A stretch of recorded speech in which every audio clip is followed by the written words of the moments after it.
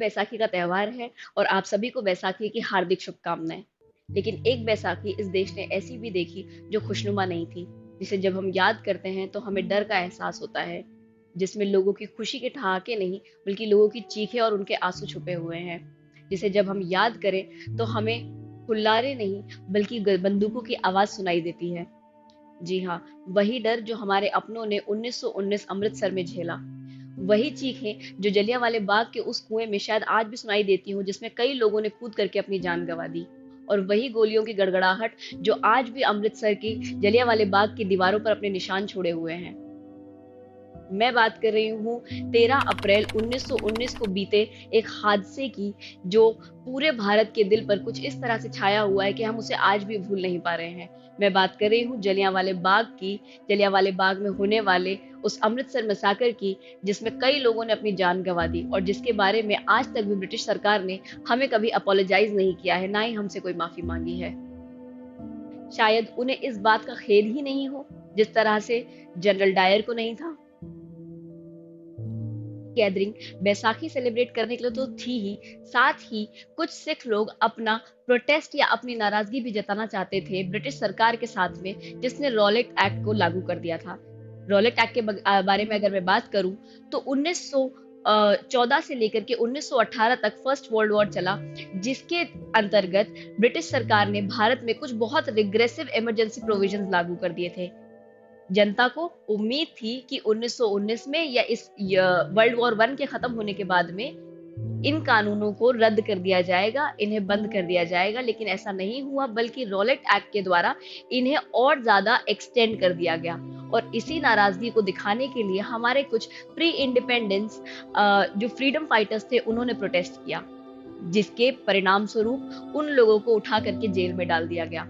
और यही नाराजगी अमृतसर के लोगों में भी थी, जिसके बारे में वो वहां बात करना चाहते थे। पर क्योंकि वहां लोगों की गिरफ्तारी के बाद में जनता की यह नाराजगी हम देख चुके थे, इसलिए ब्रिटिश सरकार ने एक कानून लागू कर दिया था और मना कर दिया था कि कहीं पर भी पब्लिक गैदरिंग नहीं होगी।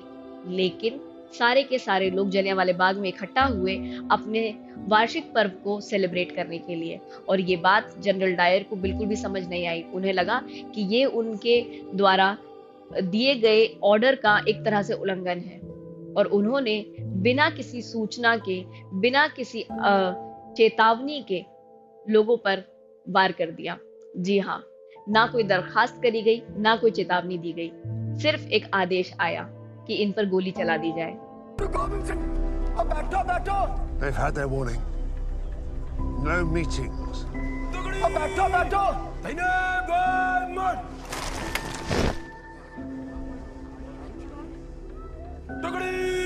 Fighting position.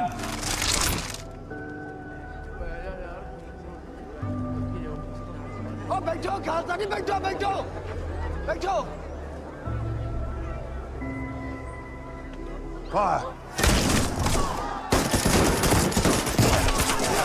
As a result of this open firing, around 379 people faced death and more than 1,200 people were severely injured. This action of the British Army was anything but a recourse to the public's violence, क्योंकि ये पूरी तरह से एक planned action था। ये public की violent behaviour पे दिया हुआ ब्रिटिश आर्मी का रिएक्शन नहीं था, बल्कि ब्रिटिश आर्मी की एक सोची समझी साजिश थी, जिसके द्वारा वो एक एग्जाम्पल सेट कर पाए इंडियन पब्लिक के आगे कि अगर वो ब्रिटिश आर्मी के ऑर्डर्स को नहीं मानते हैं या फिर वो कभी सोचते भी हैं उनके अगेंस्ट जाने का, तो उसका परिणाम क्या होगा। जनरल डायर ने हंटर कमीशन के सामने साफ इस बात को स्वीकारा है और कहा है कि मैं एक एग्जाम्पल सेट करना चाहता था, और इसीलिए मैंने इस बात पर भी ध्यान नहीं दिया कि भीड़ में बच्चे थे या महिलाएं थी या बुजुर्ग थे, और मैंने ओपन फायरिंग का ऑर्डर दे दिया ताकि ये लोग अपना सबक सीख लें और कभी ना भूलें कि ब्रिटिश सरकार के आगे उन्हें प्रोटेस्ट नहीं करना है।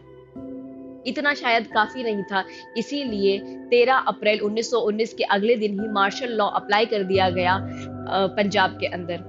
लोगों को पब्लिक फ्लॉगिंग जैसे अत्याचारों को सहना पड़ा, और इसके साथ ही और बहुत सारे ह्यूमिलिएशंस हुए वहां के लोगों के साथ में। हंटर कमीशन को नियुक्त किया गया गवर्नमेंट ऑफ इंडिया के द्वारा इस पूरे इंसिडेंट्स को इन्वेस्टिगेट करने के लिए, और 1920 में उसने अपनी रिपोर्ट देते हुए जनरल डायर को इस पूरे मैसाकर के लिए जिम्मेदार माना। लेकिन जनरल डायर को इस बात की कोई ग्लानि नहीं थी। साथ ही में लंदन में बैठे हुए हाउस ऑफ लॉर्ड्स को भी इस बात की कोई ग्लानि नहीं थी, ना ही उनमें इंसानियत थी कि वो इस बात की निंदा करें, बल्कि उन्होंने खुश होकर के जनरल डायर को पुरस्कार दिया, एक स्वॉर्ड दी, एक तलवार दी जिस पर लिखा हुआ था द सेवियर ऑफ पंजाब। इस बात के लिए उन्हें तब ग्लानि नहीं थी, शायद अब हो, लेकिन उन्होंने आज भी कोई ऑफिशियल अपॉलॉजी नहीं दी है। कुछ सालों बाद जनरल डायर की ब्रेन हैमरेज से मृत्यु हो गई, लेकिन भारत का शायद बदला पूरा नहीं हुआ था। जो लोग उस मैसेकर में इन्वॉल्व थे, जिन्होंने अपनों को खोया था, वो शायद अब भी अपनी नाराजगी को अपने मन में पाले बैठे थे, और शायद उन्हें लगा कि दिखाना जरूरी है ब्रिटिशर्स को कि अगर वो हमारी छाती पर हमला करते हैं तो हम उस बात का पूरी निपुणता के साथ जवाब जरूर देंगे। अगर हमने यहाँ लंदन में ब्रिटिश के हार्ट में कुछ कर दिया, हमारा मैसेज पूरे वर्ल्ड तक जाएगा। जिसके परिणाम स्वरूप सरदार उधम सिंह ने लगभग 20 साल बाद 1940 में लंदन में जाकर के भरी सभा के सामने माइकल ओ डॉयर को गोली मार दी।